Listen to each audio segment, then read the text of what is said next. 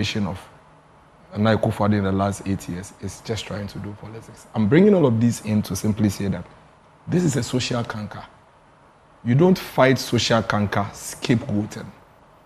If you scapegoat in the fight against social canker, you don't get results. Because what happens is that you allow the actual perpetrators to hide. Because you're not even pointing at them. You're not talking about them. You're not addressing them. You rather identify one or two people and you keep hammering as if today Abu Jinapo is removed from the lands ministry, there will be no Galamsey. This is a canker where the former environment minister, Honorable Ayaruga, under the NDC, actually said on record, and it's reported on your portal, that he thinks we should give up on the fight against Galamsey. In fact, he recommended that we should legalize illegal mining. I mean, you see the contradiction. Legalize illegal mining. Where he said that it has become so difficult fighting this canker under the Atena because chiefs are involved, according to him, chiefs are involved, religious leaders are involved, opinion leaders, assembly members, and everybody, is involved. And so if you just get up and say, oh, there's Galamsey, fire the lands minister. Before the lands minister, was there Galamsey? Was there Galamsey before this lands minister? And so if you fire the lands minister tomorrow, does it end Galamsey? So you feel that calls to relieve him of duty is not important? No, the point is that before I say that, let's relieve you of your role as a host on this program, you might have been culpable of something. I might have seen that you are either incompetent in fixing it, or you are doing what you are doing, or you haven't done what it is that you are supposed to do. But so I haven't heard anybody say any such thing about the lands minister. And my problem is that you don't find social canker by scapegoating and politicizing. If you try to fight social canker by scapegoating and politicizing, you leave the real culprits. They'll be doing their thing whilst you fight amongst yourselves. I am one person that has refrained from allowing myself to be drawn into this Galamsey conversation on partisan lines. Whose purpose does it serve? Who wins in this? This Galamsey menace, right from 2011, that's when it reared its head, under the former president as vice president and former President Mills. Before, whilst Rawlings was in office, we had Galamsey. Galamsey is an 80s, 60s, 70s, ancient, pre-colonial activity. But they were not mining in river bodies. The actual river body Galamsey that we are seeing today reared its head in 2010-2011. For the entire period that these people that are advocating for somebody to be scapegoated were in power, they couldn't fight it. They gave up. They lifted their hands in despair. We are people who have come to inherit this canker from them. And that should be put on record. And so it is we rather who are trying to fight a canker introduced by them. And so what should be done right now is to say that what is government's effort so far in the fight against this social canker? Why hasn't it worked? Government, we think that you should tweak this side, you should tweak this side, you should tweak this side. But you know why Galamsey fight is becoming very difficult? All of a sudden, we've allowed some of these people who claim to be neutrals to put this Galamsey conversation into the partisan political contest. So what happens is that everybody in Ghana today thinks that Galamsey is there because MPP officials are doing Galamsey. Was it NDC officials who were doing Galamsey in 2010, 2011, 2012, 2014? When the minister gave out, when cocoa farms were being cut down? Didn't the former president, please hold on, didn't the former president set up a task force to deal with Galamsey? Why didn't it work? So you are saying that we should vote against it and go for who? The one who introduced it. And that is my worry. You have somebody... So you don't want us to politicize issues? No. Fair point. You have somebody digging under his bed. We're dealing with an emergency here, because the Ghana Water Company has served notice that Ghana, we may be forced to import water in the nearest future because of the dire impact of illegal mining. Now, we are quite interested in this administration because we know that at the start of this administration, the president assured us that he would deal with this. This is the key reason why Operation Vanguard was created. And so at this point where our water bodies are polluted and people are struggling to even find potable water, even though they live very close to the river bodies, the concern is about action. That is the point. Exactly. So the evidence so we want is that, to see so the evidence some is sort that, of action. What is the action? What action is left other than the government sending military men and police to go and burn excavators and get these people out of our river bodies? What action is left other than the government setting up community mining schemes and draw these young people to do safe mining? What action is left beyond the government providing the river body guards to help patrol these places? And this is a social canker. What it means is that it is a crime. And people would always find ways and means to commit a crime. That is why even though we have police, we still have people committing robbery this morning and this afternoon. But there is police. The fact that government and state have police and all security agencies doesn't mean that people have stopped committing a crime. But you see, when you are fighting a social canker, it's a different ballgame. When you have somebody digging under his bed, his own bed, so he can mine, you can see the psyche of these people and how much they want to get involved in this. That is why it is important for us to call out those who are making it difficult for us to fight the social canker. Why haven't you or anybody on the multimedia platform ever played this NDC video? So why don't you call out the names? No, but for example, the video is out there. The man who is spearheading the NDC agenda when it comes to mining, Dr. Tony Oben, and the NDC national officers are on video, not once, not twice, not just 3 locations, but multiple locations, videos of which are on social media. And think about this. Whilst government is beating people, arresting people, burning excavators, the other important aspect of this fight against Galamsey is the social reorientation, where people would need to have a reorientation of their minds to understand the danger that this Galamsey thing poses to us as our survival. Then you have the biggest opposition party who is fighting to come to power in the Galamsey side, standing with them and telling them that, you know what, Galamsey preceded politics. Vote against these people and vote for us. When we come to office, do you see this man? His name is Tony Oben. He is the one who is going to be made the CEO of Minerals Commission. The very day NDC wins power, we are going to let all of you come and mine. This is the real threat. This is the real emergency. There is not a single enabler that is bigger than this issue. Because you see, what is happening is that you go and embolden the guys. So government cannot be in everybody's home at the same time. So you send Operation Vanguard, they go and burn excavators and leave. And these people go and they are emboldened. Today, when you go to the mining areas, they will tell you that, you know what, let me go and mine. I'll make money. If they arrest me within 3 months, NDC will come, they will come and remove me. And we'll hold you accountable with some of these names and we'll reach out to some of them. The video is there. Since we're naming and shaming. The video is there. Since we're naming and Should I give it to you? Miracles. Should I give it to your production to play it now? Since we're naming and shaming, please forward it to my producer and he'll put it on. Since we're naming and shaming, let's talk about allegations that Akonta Mining, owned by Chairman Muntimin, is also actively involved in illegal mining.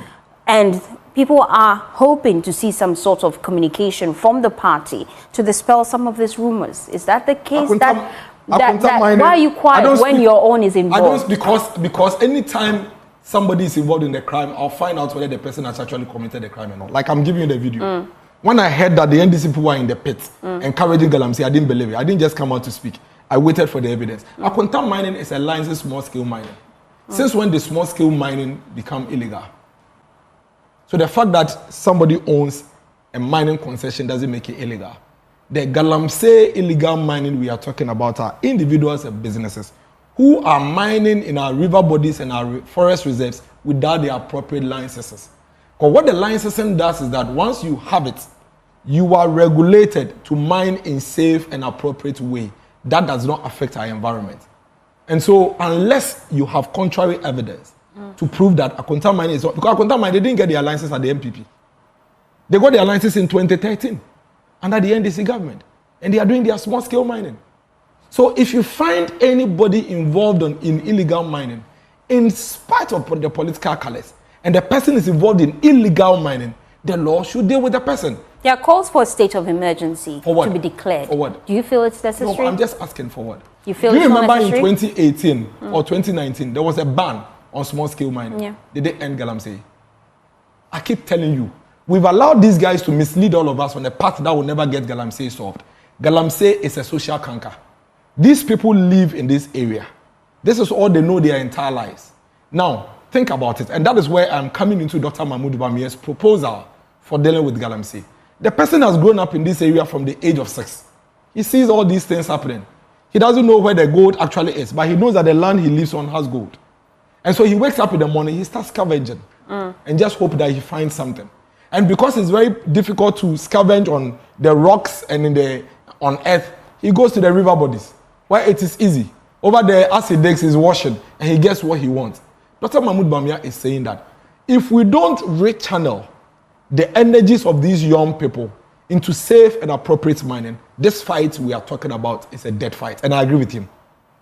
I absolutely agree with him. So he says he is going to provide the geo data that shows where these minerals can be found. Now, if you're a Ghanaian and you identify a concession, of course, based on the geo data that government has provided you, and you are interested in mining, currently, the Ghanaian will travel to the US or to China and go and look for a partner because we don't have the money to be able to mine safely. He's going to set up the Minerals Development Bank. That will provide the financial muscle needed for the Ghanaian concessionaire to mine so that these concessions will be wholly Ghanaian owned. Then all these young people who are in these rivers will now have a local man that has a concession that has been given the muscle by government to be able to mine, the financial muscle by government to be able to mine safely. And then they will all work for this person to do safe and appropriate mining. Do you know how many small-scale mining firms are in Ghana doing safe and appropriate mining? Are you aware that about 40% of our gold that we have, gold production every year, is from small-scale mining? And let me shock you. These small-scale miners are not doing illegal mining. They are not doing galamsey. We should stop putting all of these things together. Galamsey, as we are defining it today, and we are discussing today, are the people, one, who don't have the license to mine, and two, who are mining in our river bodies, in our reserve, forest reserves, where they are not supposed to mine. So if you have been able to mobilize resources, you have a concession in Seshi somewhere, you have all the regulations, you have employed, there is a small-scale mining firm employing close to about 5,000 young people in the western region. You are saying that we should ban them for what wrong? What crime has he committed? Because there is armed robbery, everybody should be left at home, everybody should be kept at home. Is that a sensible way to solve a social canker? That there is a lot of armed robbery, or there's a lot of phone snatching around Circle. So government should ban everybody coming to Circle. That is an emotive, an emotional way of trying to solve a problem. And that is why I keep telling you that these people who come on TV and radio and talk about ban, they are doing politics. Because you see, the NDC are the ones leading all these things with all their surrogates. Then when they come on radio and say government is not fighting it, do this, then they'll go to the pit. And I've sent the video to ECHO, and I'm begging ECHO to play this video, to hear these NDC operatives telling these galamseyers that forget MPP. You say they are sacking you, and they are burning your excavators. And then let me tell you one thing. If you have the opponents going into the pits to go and say these things, don't you realize that they have disarmed government effort in fighting this canker? Because anytime government goes in and leaves, the people will come back because they have a backing. Don't forget, the flag bearer of the opposition party, these people who are in the pit encouraging the galamseyers, has already told the galamseyers that when I become president, I will free all of you who have committed a crime and have been imprisoned. Why do we think we don't have to talk about this? All of you, producers, media people, why are you not talking about this? Why are you making it look like the solution? I'm just getting information right now from my producer that video you just shared was as far back as 2020. Does that change your position? No, that is why it should be played. That should tell you why we are still here, in spite of all the things you mentioned. That is why it should be played, and I want it played. They shouldn't cover it up. Let the viewers see it. That the reason why Operation Vanguard will fail, the reason why Operation Halt will fail, the reason why we've burnt a lot of excavators, beat people, this government has jailed, prosecuted and jailed the most. And we'll bring you that video for our viewers watching. Very eager on social media to watch it. Why on social media? We'll bring it. We'll bring it shortly. We'll play it. So I'm just getting information from my producer that will play you that video shortly. But let's come back to the substantive issue. It tells you why the fight will delay. Because these people are emboldened and are enabled by, you know how strong an opposition party is. But you're just making the point right now that to a large extent the people we're hearing raise noise about the impact of illegal mining are politically motivated. But how about labor unions, TUC, demanding that government act, else they'll withdraw their services nationwide? How about the Christian Council? You see, you're not hearing them. You know why? It is because we've allowed the politics to cover them. These are genuine voices. The labor, these are people who are genuinely raising concerns. But when they raise the concerns, and we allow all these surrogates to come in, we don't ever get to the crux of the matter. Who has ever thought that, or ever brought the discussion to the fore, that galamsey should be treated as a social canker? I can give you 1,000 reasons why galamsey is like any form of addiction that you can think of. And the next question is, how do we fight addiction? When you go and arrest a cocaine-addicted victim, does it necessarily get him to stop? If you leave him the next day, don't you think he will go there? But when you arrest him, you take him for rehabilitation, so that by the time you bring him back, he is fully rehabilitated. But here we are not discussing it. We are making it look like today, if you remove Nana Akufo-Addo, galamsey ends. Meanwhile, before Nana Akufo-Addo, that was when galamsey started. And who are you removing Nana Akufo-Addo for? The same people who started galamsey. The people who are in the pit and enabling the galamseyers. And so I am bringing this up and say that enough, media. Enough of bringing all these surrogates to come and discuss galamsey. Let's really elevate this galamsey conversation. And that's what we've been doing here. That's what you are doing. When you call Oliver, spoke to Oliver because they are about to hit the street. Oliver is always looking for one reason to hit the street. Demonstration, and that is something that's happening. Oliver is always looking for one. Ask him. He's always looking for one reason or the other to hit the street. So wait, after he hit the street tomorrow, ends galamsey. Why are you not going to the house of the former president? Why are you not going to the house of Tony Obey? He's the one telling the galamseyers to do galamsey. Are they the ones they are directing the demonstration to? Or the demonstration is directed towards Akufo-Addo? Think about it. Think about it. We need to stop this. If we do this, we are all enablers. That this is a social canker that requires a strategy to deal with. What's the strategy? What's the strategy? Mention one government. I'm interested in the strategy. Mention one government that has put in measures and effort to fight galamsey than Akufo-Addo. Tell me one thing you can remember of the former president in his fight against galamsey. Akufo-Addo has gone into the galamsey areas with a lot of interventions. There is what we call the National Alternative Livelihood Program, being run by the Lands Commission. As we speak, all the National Alternative Livelihood Program does is that it's producing a lot of cash crops, seedlings, and giving it to these mining communities for free and say that stop destroying your land. You want something to do. Here, take it. Plant on your land so that it becomes a source of funding for you. That's a medium to long-term way of solving this problem. There is a lot of social orientation going on, trying to educate these people on the ground as to the dangers of galamsey. That is another thing that the government is doing. Government introduced community mining schemes, where community mining schemes have been set up in mining areas and are still ongoing. And what it does is that all of you in this community stop going to the river. These are machines and equipment that allow you to mine appropriately. The government is giving to you. Take it. Mine safely, get your minerals, and make some money. Government has done that. Government has introduced river guards. Government has done that. So these are specific things. So the next thing will be, why? Why is it that upon all these interventions government has put in place, we still have this canker coming up? Dear government, shall we relook at what you have done?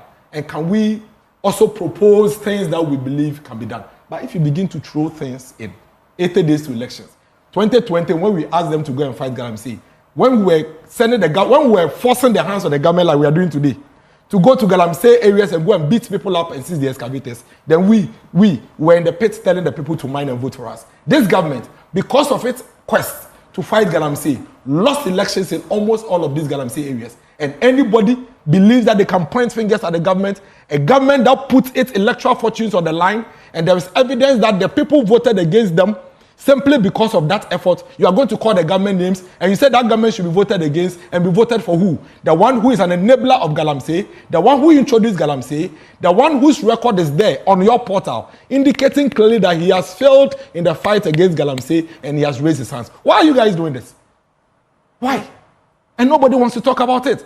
And then if you talk about it, I come from the mountains, so nobody can accuse me of galamsey. I've never seen raw gold by myself, so I can speak about it. But make a mistake, come from the central region or come from the western region and talk about galamsey. The next day they will brand you as a galamseyer. That's their way of weaving around this thing. And how do we ever get to solve this problem if we continue like this? So what do you propose we do now? Dr. Mahmoud, I have taken you through that. Dr. Mahmoud Bamia is saying that, listen, upon a careful review of all the things we have done, it is clear that it is a source of economic survival for a lot of these people in the mining areas. So let's tap into that. First of all, you want to mine. but you don't have the money. I think I've gone over it, but I'll try again. You want to mine, but you don't have the money. We are going to provide you with the financial muscle through the setup of the Mineral Development Bank. Already, government has a strategy of backing our city with gold. So don't worry. When you mine, we'll buy. But we'll give you the money to mine. The concessions, don't worry. Go and talk to the chiefs and the owners of the land. We are bringing Minerals Commission to your district level. The licensing regime is going to be simplified. So you don't have to be coming to Accra and plenty grammar to discourage you. At the district level, with your chiefs, the district assembly, Minerals Commission, you'll get your licensing at the district level. Government gives you money. Government helps you with the tools and equipment that you need. Already, government has given you the data that shows where the minerals are. So you don't have to be scavenging and destroying the nature in order to find it. Mine safely and appropriately. When you finish, government will buy in cedis. When we get it, we use it to build our reserves, to back our currency, to strengthen it. This is Dr. Mahmoud Bawumia's way of telling the people that we'll still help you to mine, but not in the river bodies. In this case, when the person gets up in the morning, he's not wondering what to do with his life. He knows that I'm going to mine in this area. I'm going to work in this organization to get this same mineral. Let me leave my water to be safe for all of us. But at the moment, we haven't, in all our efforts, strategically handled this matter as a social canker the way we should. Initially, we thought burning the excavators will help, it didn't help. We thought beating these people will help, it didn't help. We've used all manner of strategies, it hasn't helped. This is what Dr. Mahmoud Bawumia is proposing. There are calls for the immediate ban of all forms of mining. And these calls are stemming from concerns that it's very difficult to separate the wheat from the chaff at this time when we have just 79 days to the general election. And we want to see action When I now. tell you that this thing is political motivated, you do understand it. Let me tell you why. Why are they calling it for that now? Are you aware that in 2018 there was a 1.5 year ban on small scale mining? Did they end galamsey? Did they end galamsey? So a strategy you have tried before. Why do you try the same strategy? It didn't work. Why do you try the same strategy? Why don't you propose something new? They talk as if ban against galamsey proposal is a new thing. It's been done before. It was done in 2018. If it solved galamsey, why are we discussing galamsey again? So why is anybody proposing a strategy that never worked in the past that we should do it again? And expect me to follow you hook, line, sinker? No, I will not be hoodwinked. The ban against galamsey, ban against small-scale mining, I don't think is the way to go because, one, we have tried it before and it didn't solve the problem. Number two, there are people who are legitimately doing small-scale mining. It has nothing to do with galamsey. It has nothing to do... That we should go and ban Newmont and ban Goldfields and Anglo-Gold Ashanti and all of that. But where Anglo-Gold Ashanti and Newmont and Co are mining, what has it got to do with all the discussions we are having? So again, I tell you that it is politically motivated. Indeed, our water bodies are being affected. Indeed, galamsey is destroying the water bodies. But the proposals they are making, they are not making it in the interest of the water bodies. They are making it in the interest of their political affiliations. Let's push them like we did to them in 2020. Ban small scale. Do you know what happens when you ban small scale mining? There are tens of thousands of people who are going to lose their jobs. And I'm telling you that. There is one small scale mining, just one, that is employing close to about 5,000. So multiply by the number of small scale mining companies who are genuinely operating. So government should go and ban small scale mining. If my government bans small scale mining, I'll demonstrate against them. You know why? You know why? Because you are going to cause tens of thousands of people to lose their jobs. Why would you do that? So there are armed robbers in town. Because there are armed robbers in town, and there are armed robbers who are snatching phones in Circle, let's ban anybody from coming to Circle. Is that a sensible solution to anything? Let's move away from illegal mining and let's talk about the NDC's calls for an independent forensic audit of the voters' register. We'll come also to the campaign. Play my video. We will play your video. Once I get, I have made a point. So it must be bagged. Once I get an alert from my producer, that video will come on your screen shortly. But let's talk about the NDC's demonstration that happened. Enough is enough. Massive turnout for that. They are also demanding an independent forensic audit of the voters' register. They feel it is filled with anomalies. What's your thoughts about it? I don't speak for the Electoral Commission. I have always said that the MPP, we've had our own issues with the Electoral Commission. And so for me, when I see the NDC do these things with the Electoral Commission, all I do is to fold my hands and I laugh. And I say, we told you. They are even lucky. They had their demonstration, nobody was beaten with horse whips. We were beaten with horse whips. They poured hot water on us. In fact, somebody's eyes were plugged and the guy died. When we were calling for reforms during the NDC time at the Electoral Commission, what did these same people tell us? The former president who is saying that his followers should invade the EC. You know what he told us?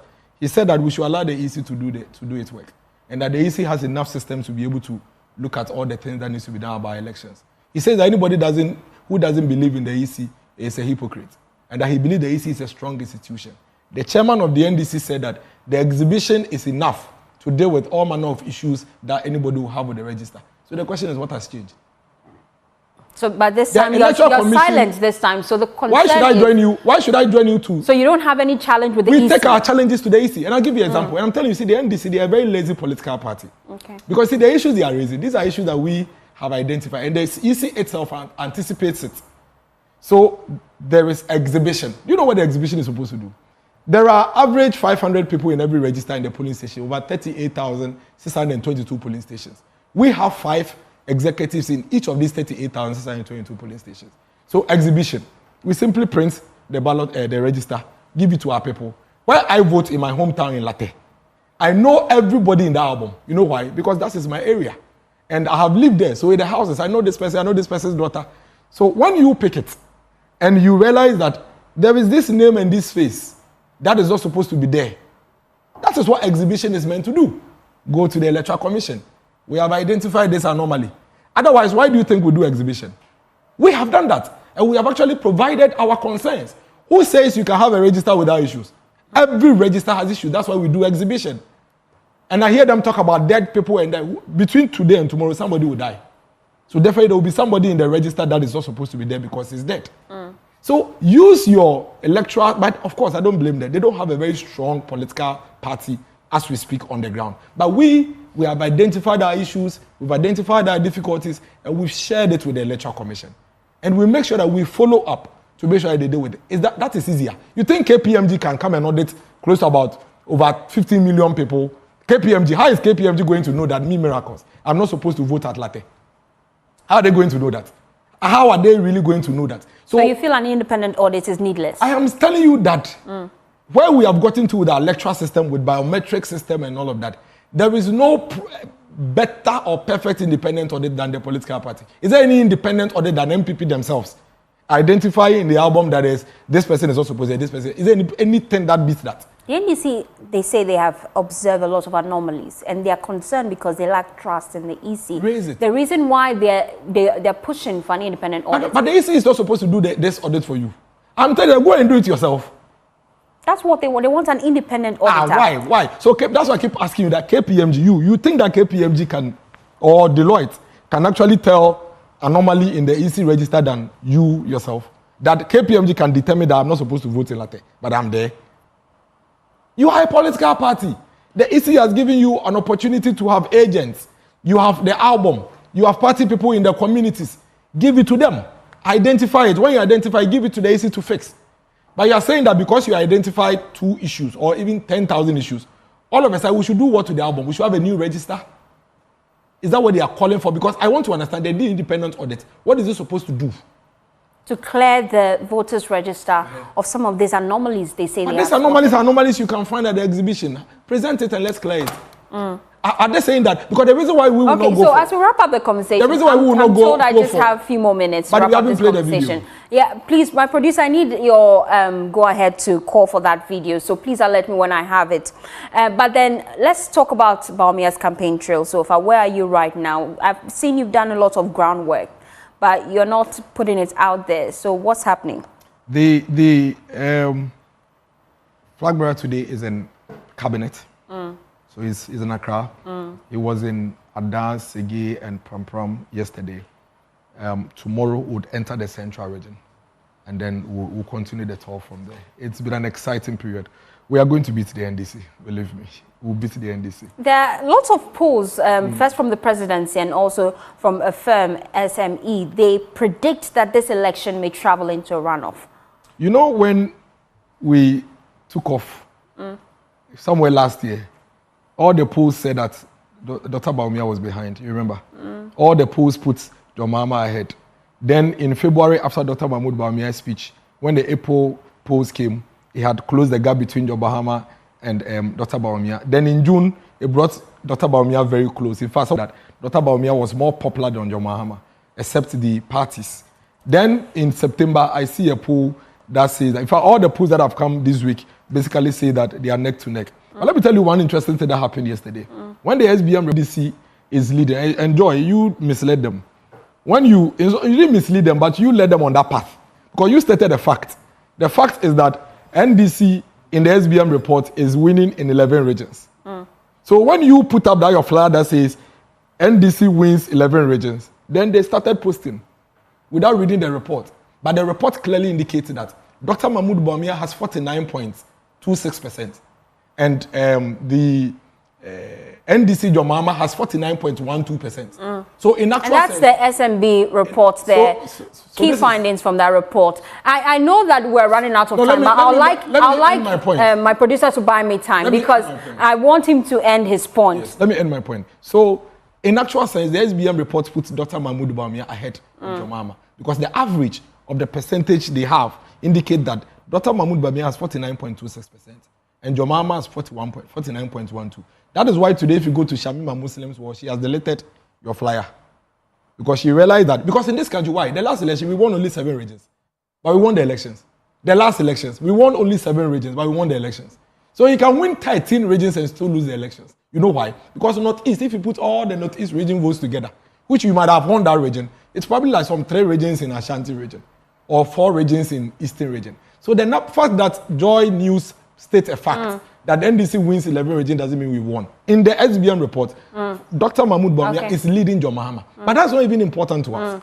What is important to us is what are the issues that the SBM report is raising. As we speak, since last night, we've been reviewing all the polls that have come this month. And we've strategized. This morning, 8 a.m., we deployed. So next month, look out for another report. The good news is that we were trailing, we kept trailing, we kept improving, and today, neck to neck and ahead of John Mahama. That is why I keep telling you that we are going to beat the NDC with the strategy that they will never believe. Okay, that's Miracles Aboagye. If we leave you, you'll go on and on. We'll be back after this break to bring you that video. So please stay tuned in.